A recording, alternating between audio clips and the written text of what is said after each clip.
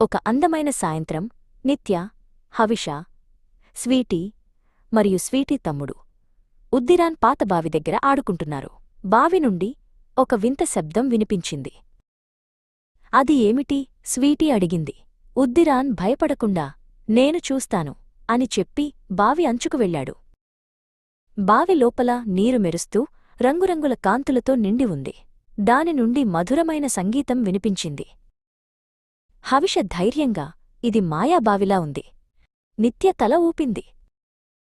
అకస్మాత్తుగా బావి లోపల నుండి ఒక చిన్న మెరిసే సీతాకోకచిలుక పైకి ఎగిరింది.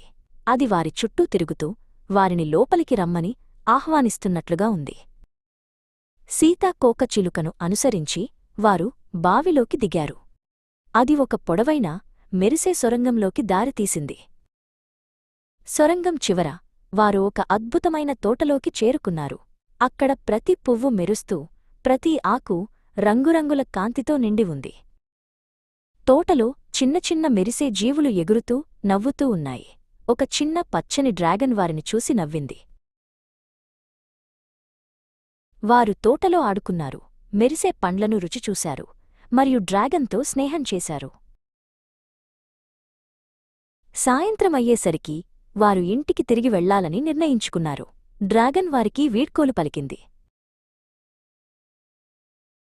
వారు బావి నుండి బయటకు వచ్చినప్పుడు ప్రపంచం కొద్దిగా భిన్నంగా అనిపించింది. వారి హృదయాలు మాయాతోట జ్ఞాపకాలతో నిండిపోయాయి. ఆ రోజు నుండి వారు ఎల్లప్పుడూ సాహసాలను వెతుకుతూ ఒకరికొకరు తోడుగా ఉన్నారు. మాయాతోట రహస్యం వారి స్నేహాన్ని మరింత బలపరిచింది.